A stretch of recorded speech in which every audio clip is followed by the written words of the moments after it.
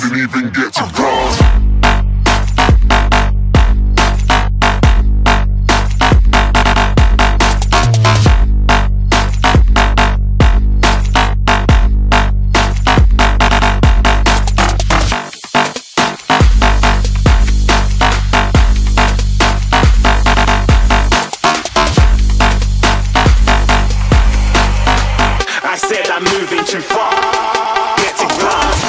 Corsair's Carbide Series line of PC cases have been quite stunning, and I've been fortunate enough to work on the AIR 240 and the AIR 540. Well, now is another case release, the AIR 740, and I have been privileged enough to be contacted by Corsair to give you guys a nice review on this case. Remember, if you do enjoy this quick review, remember to hit that like button and subscribe for more future content. Also, feel free to visit our social media links. They will be down in the description where you can find more information and contact us directly.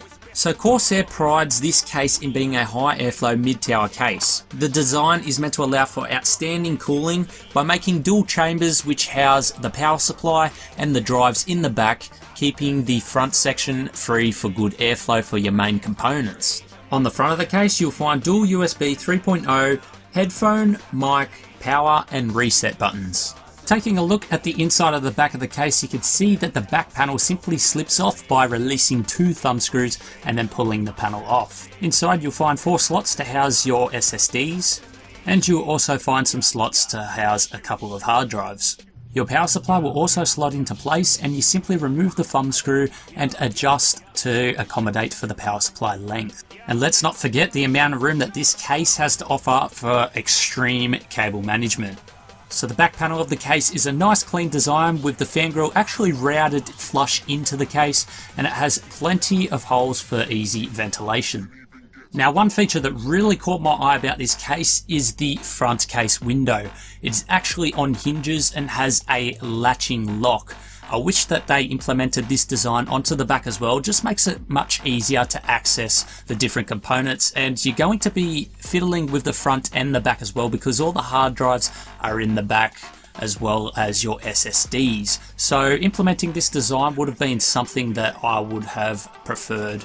So I know a lot of you guys would like to know what the radiator support for this case might be, and I feel like this case is really such a good case to do liquid cooling in. There's plenty of room that you could really show off your components that much more because of how much space there is. So in the bottom here that we're looking at, you would be able to mount up to a 280mm radiator. Now normally in cases it's not really possible to mount a radiator down the bottom because the power supply is in the front, so it's a really flexible option there if you want to add an extra radiator. In the front of the case you can install either 3 fans or you can install up to a 360mm radiator with plenty of room. And the top of the case has support for either a 240 or 280mm radiator. This case is a mid-tower case and can support the full ATX size motherboards. It has plenty of cable management room, as you can see there, with all the grommets in place. Both the bottom panel and the top panel of the case can be removed to expose the radiator grills, so you can easily install those radiators or fans in place.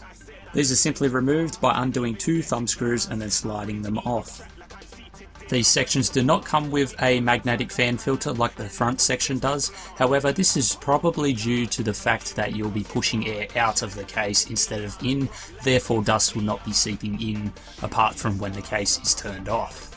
The back panel of the case also has room to ventilate air from the power supply, and that also has a magnetic fan filter on it. And one of the last features of this case is its rubber feet. This will help it from moving and keep it sticking in place. So overall, this case really is a nice clean design with plenty of room to play with. You can easily build a nice custom loop within this case, and the build quality is fantastic. Now this case will retail for around 230 Australian dollars, so I guess it's get what you pay for in that sense. So if you guys can see the quality in it, then I definitely do recommend this case for you. Hopefully you guys enjoyed this really quick review. If you did, please leave a thumbs up and subscribe, and let me know in the comments down below what your thoughts are on this case. As always, I'll leave you until the next one. Thanks guys.